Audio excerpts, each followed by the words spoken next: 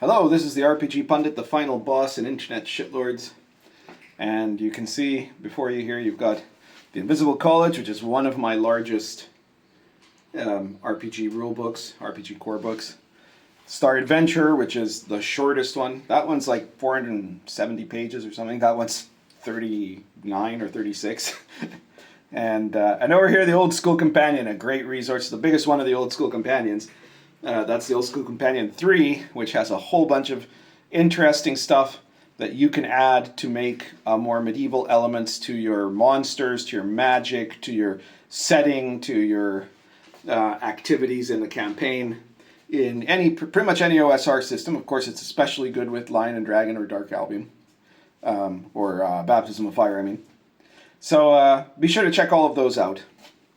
And one of the things that all my games have in common is that you are not going to find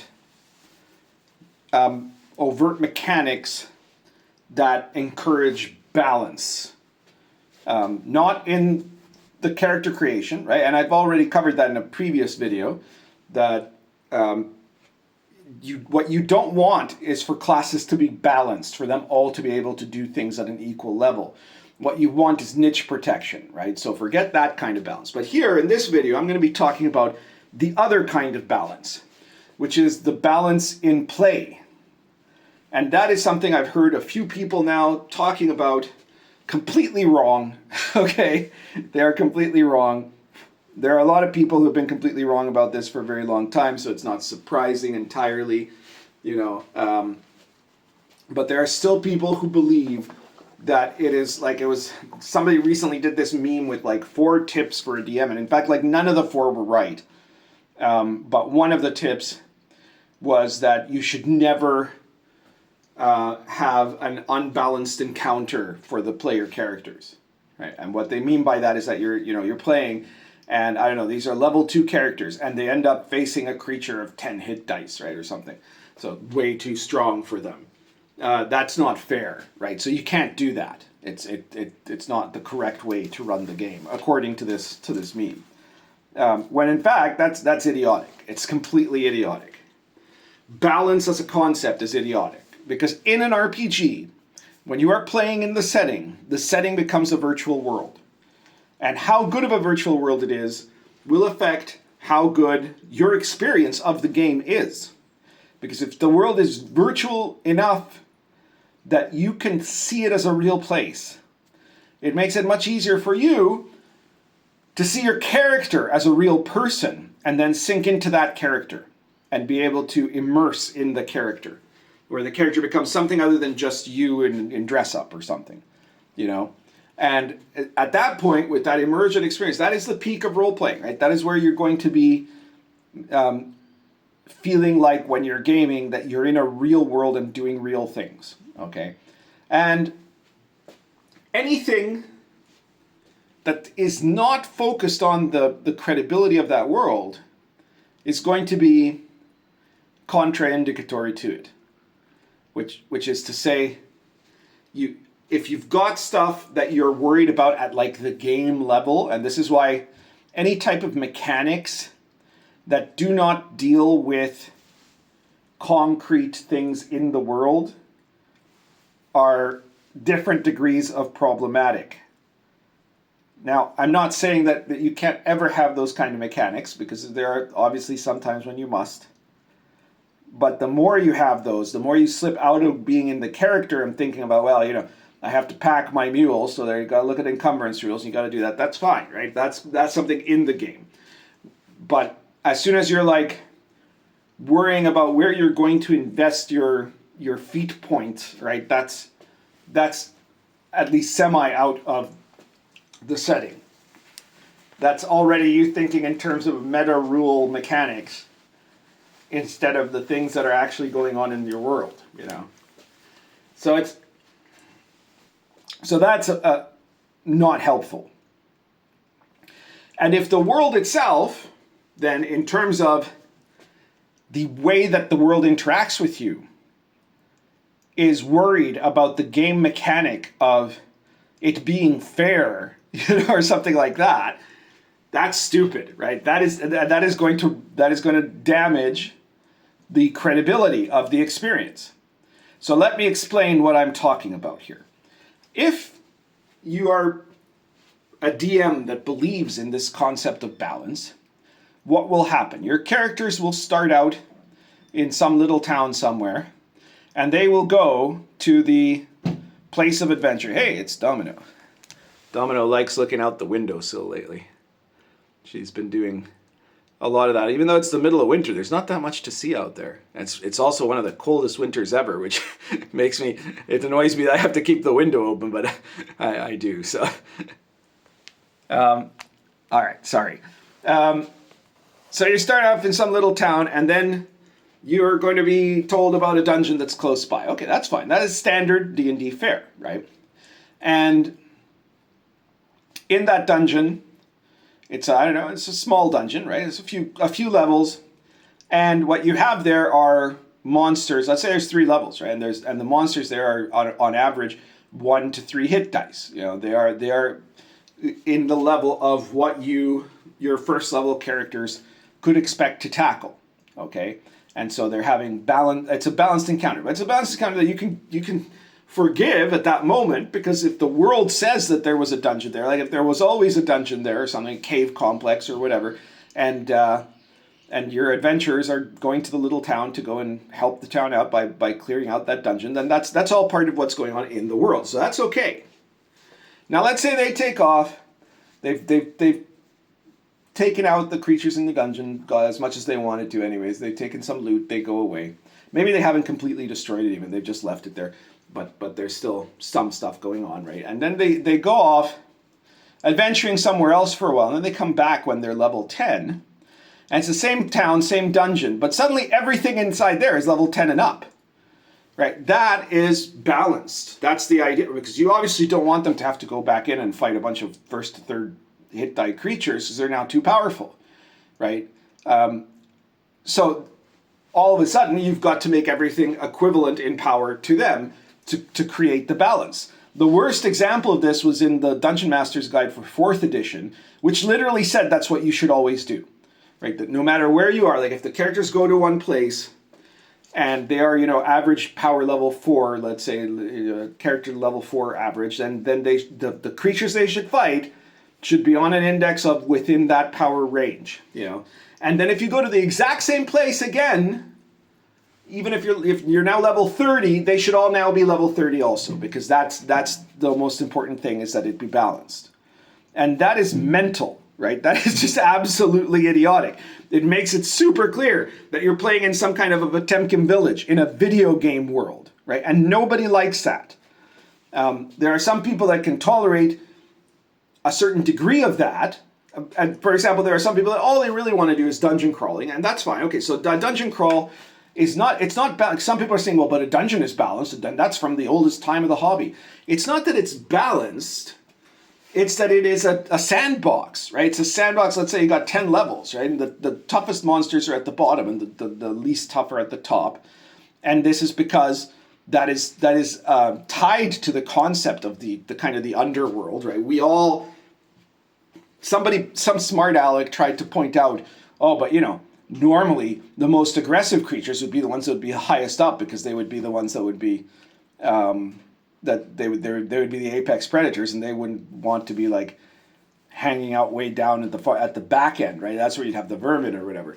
Yeah, okay, if you're talking about a real cave, yes. If you're talking about mythology, no, because human beings have this instinctive fear of the idea that the deeper and darker you go, the worse the things are down there, right? The more dangerous that they become. It's a mythic environment, not a biological environment, right? And so, anyways, it has these levels of 10 layers, right? And there are tougher creatures at the bottom and less tough at the top. But in a classic dungeon, there is very little concern for game balance, right? You do have, first of all, the most classic dungeons tend to have incredibly difficult opponents, right? And difficult creatures, right? The oldest dungeons tend to be very unbalanced in terms of power level. If you look at Tonisborg, which is one of the first D&D dungeons, and you know, I've recommended the Tonisborg book to you before here. I think I've done a review of it. You can check in the review playlist. I'm sure I have, because I have the book, so I must have reviewed it. It is one of the original dungeons that were used by Dave Arneson, right? Part of the original Blackmoor thing, and it was created as a dungeon before D&D was even officially published. Okay. In Tonisborg, it is just insane, right? Like they have a wyvern on level 1 or something like that. So it's not balanced there. But the point is that it never was, even in a more normal dungeon, it wasn't balanced. It's that it has an ecosystem there, and then the player characters can decide where they go in that ecosystem, right? If the player characters want to be cautious, yes, of course they can stay in the safer areas, go slowly, face monsters a bit at a time, go deeper only when they feel ready, etc. That's perfectly fine, right? That's not any kind of problem, and it's not a question of balance. It's a question of their strategy. On the other hand, if they're like trying to get, I don't know, the Crown of Azul, which is at the bottom of the dungeon, and they decide, no, screw it, we're just going to run, we're going to move as fast as we can, we're going to just run away from everything or fight anything that we need to, but minimize all action till we get down to the bottom, find the crown, and then get out, right? And they want to do it that way, they can do it that way too, right? And that means that they're going to be level 1 and 2, and they're going to end up having to face 8 hit die monsters or 10 hit die monsters and things that are, you know, immune to normal weapons and all that sort of stuff. And that's their choice, right? The point is it's a sandbox. It's not a balanced encounter.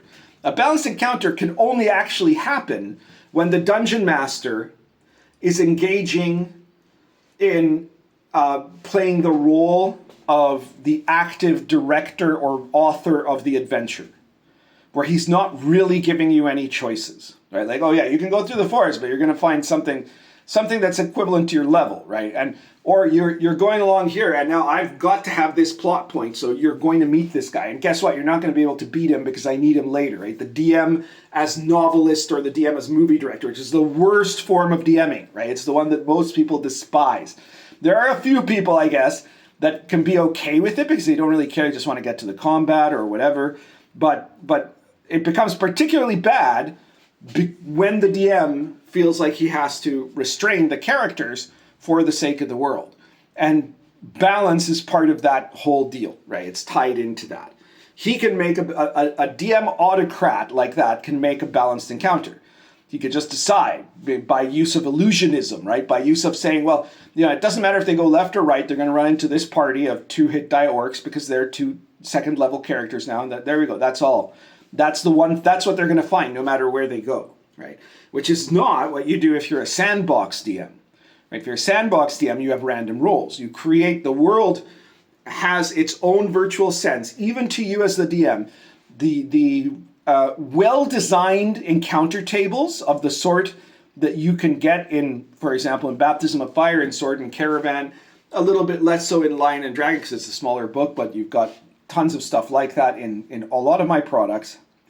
Those sorts of tables are a kind of artificial intelligence, right? They generate, if you put in the right stuff, right? Because it's garbage in, garbage out, right? If you make a table where it's all haphazard and whatever's going on, right? I mean, if I don't want to tease anyone, but I know I've got an Invisible College DM that sent me his random encounter table of like the streets of New York, right? And I'm going to assume that, to be fair, I'm going to assume that it's meant to be an encounter table for that party and not like a generic encounter table of what you find in New York, because there's like a 5% chance that you were going to run into like zombies or or some kind of vampire or a monster or something like that on the street, and that anybody walking around New York has like a 1 in 20 chance of being attacked by some kind of monstrosity, right? And so that might be fine for the campaign he's running, because I think, again, that's specific for his group, right? His people. And there's like, half of the table was like cultists and stuff like that.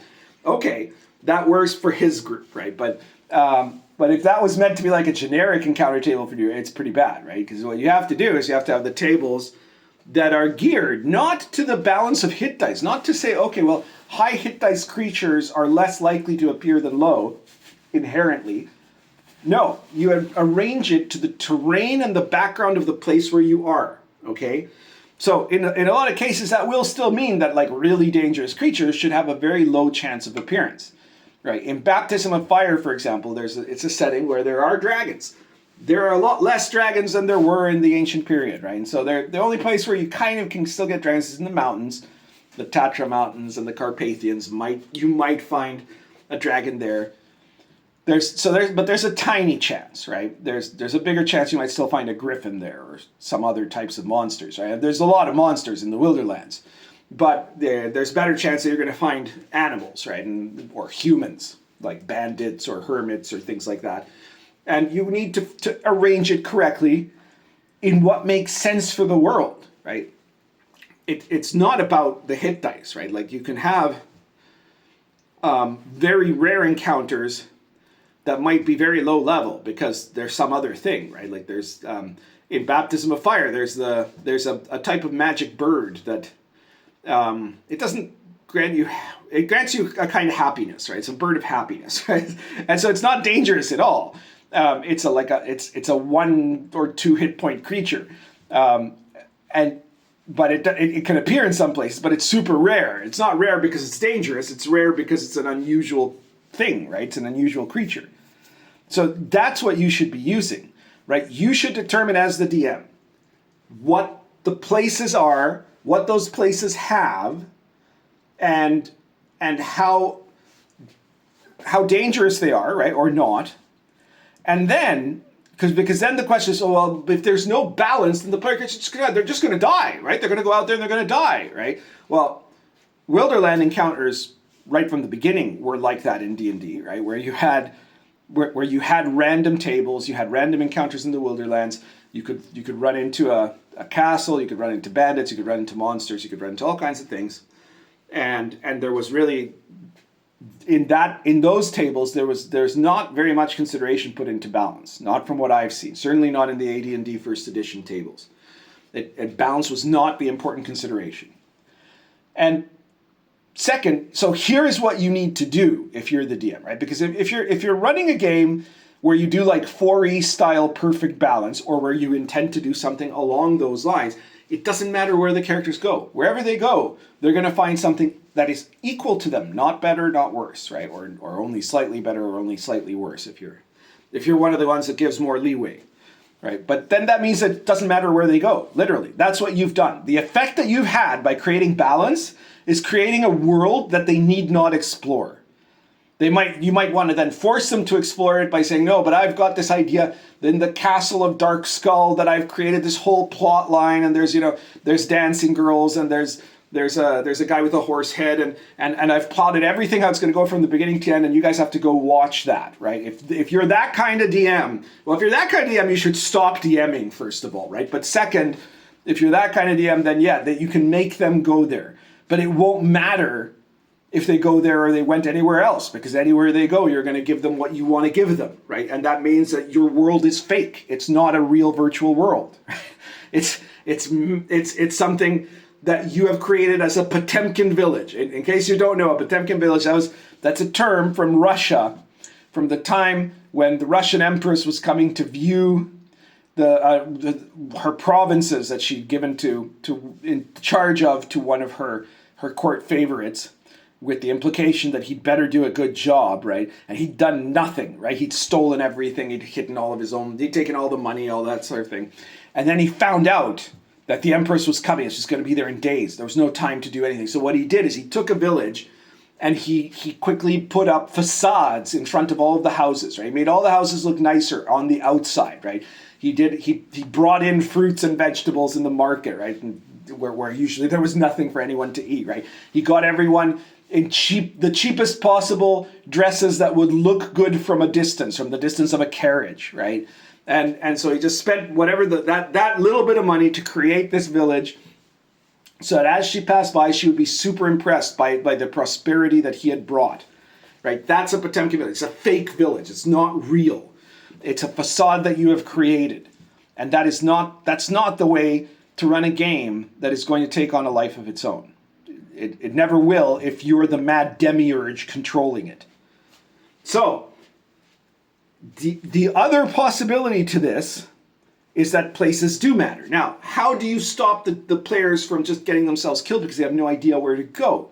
Well, the answer is in the world. In the world, you have to, first of all, you have to let them know what their characters already know about the world. Right? You have to make sure that they understand. Right? Oh, you're from River Run, yeah, so you know about certain places around there. You know the local legends. You know what's happened over in River Run, right? And this other guy is from Mount Cormer, and so he knows that there's a huge but very dangerous dungeon there, right? That many have entered but few have escaped.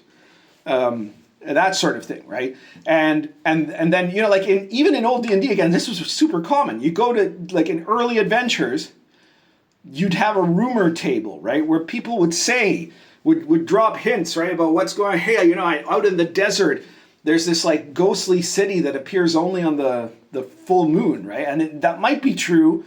It might be a fake rumor, right? It might be true, but not correct rumor, right? Like that something's been left out of that, But that sort of information is garnered by the player characters having to go investigate on their own, find out what's what, find out where is where, right? And of course, with the player characters in the beginning of the campaign, they will have a place they come from, right? And in that place, they should know some of the rumors and secrets of that place as a starting point for the sandbox, right? They know, they have, like in Baptism of Fire, we had, for the first part of my campaign of Baptism of Fire, they were in the northern, in Greater Poland, it's called, in Gniezno and Poznan, and then but a couple of the characters were actually from southern Poland. They were from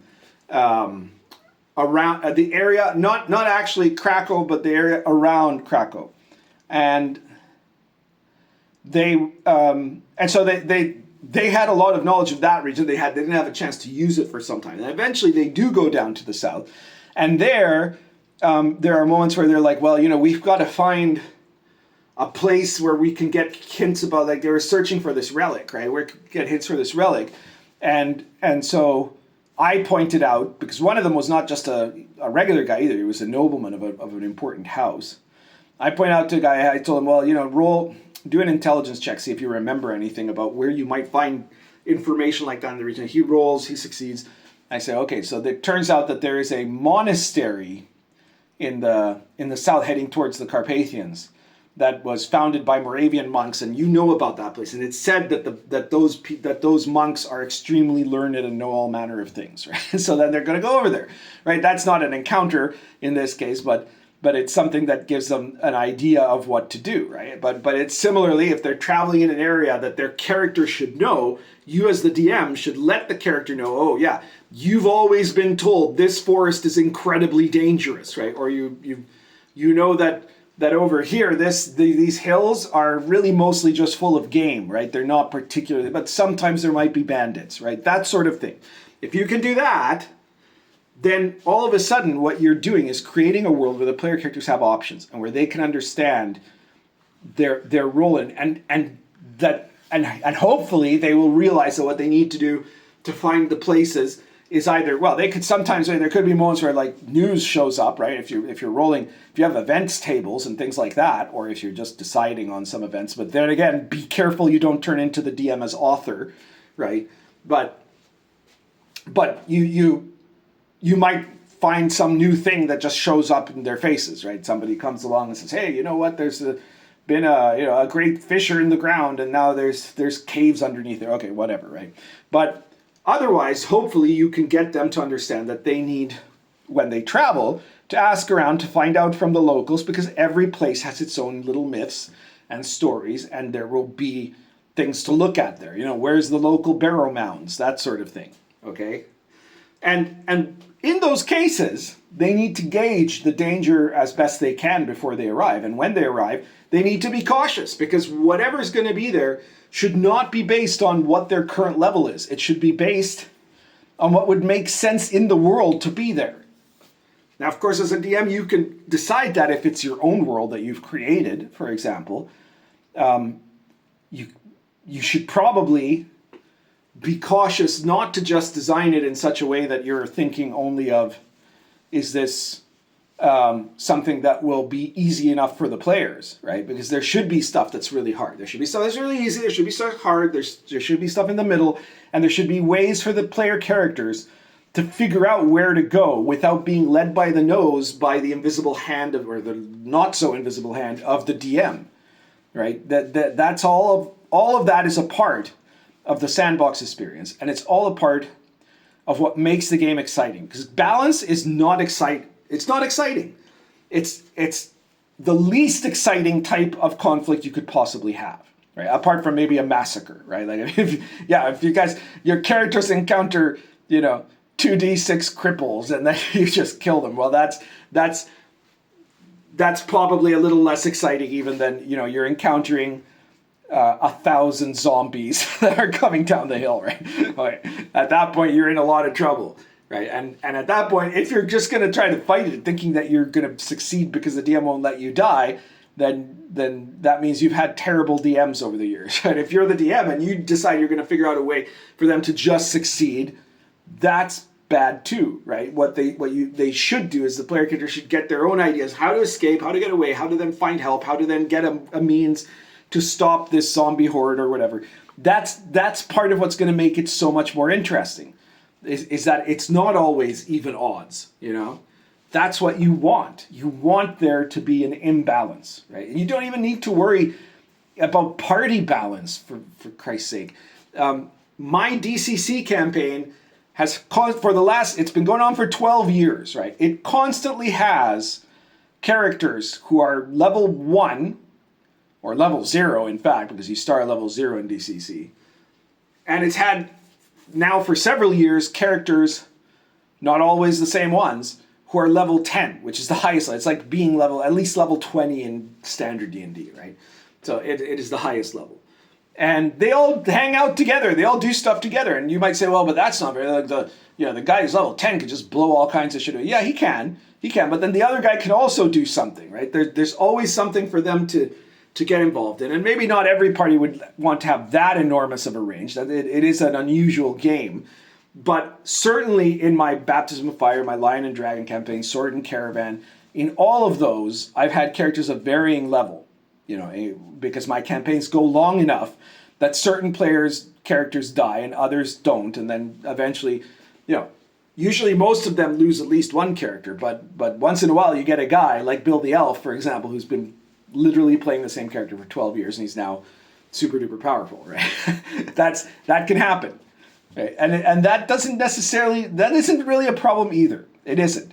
It's only a problem if you have the wrong type of player or the wrong type of DM, I guess. But definitely in a small imbalance within a party is not a problem. You don't need to make sure that everything is meticulously fair for everyone. Your players should not be toddlers, right? They should just enjoy their character for what it is without worrying about whether other characters are better or worse. Anyway, that's now a different type of balance that I'm talking about. And I think I've said and explained what I wanted to explain about setting balance. So I think I will leave it there for you guys. If you like this video, please hit the like button. Share this video anywhere you think people will find it interesting or get into an argument with me. I've already had several arguments on Twitter about this topic when someone put up that meme, including from people that were like, well, I've been gaming for 30 years. And I'm like, dude, I helped design 5th edition. I've written 100 RPGs. I've got tons of bestsellers. I live off of this. And they're like, oh, look at you. You're just making an appeal to authority now. No, you did. You just said, oh, I've been in it for 30 years. Who cares that you've done it for 30? You've done it wrong for 30 years, dude. All right.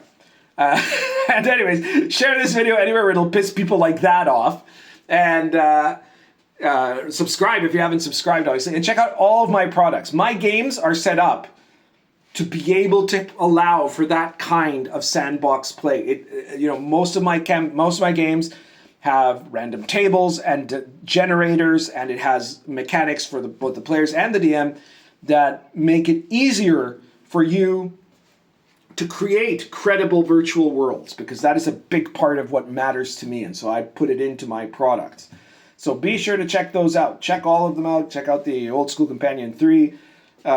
Check out also at the Red Room store, my current issue of the Pundit Files is issue, I think it's 33 or 34, but it's called Madness, and it is a collection of different methods to handle insanity, temporary, short-term, long-term, magical, non-magical insanity, in your D&D OSR type RPG. It's usable for any OSR system, and I'm sure you'll find it interesting, and it only costs $3.50, and you can only get it at the Red Room store. If you can get $3.50, go to the Red Room store, buy yourself an issue of the Pundit Files. If you've got more than $3.50, maybe you can get more issues, right, in multiples of $3.50. And there's like I said, there's 33 or 34 of them so far, including the great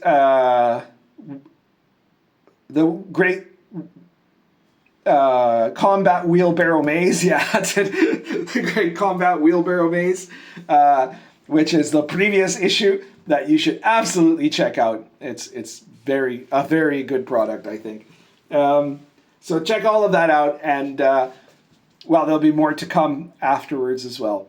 And look at all my other stuff too. My stuff on Drive-Thru. You're gonna find something that you're gonna like, something that you're gonna play, and material for setting that will help you generate the kind of settings that you deserve. Currently smoking Maestro de Paya, Bent Apple, plus Argento Roots.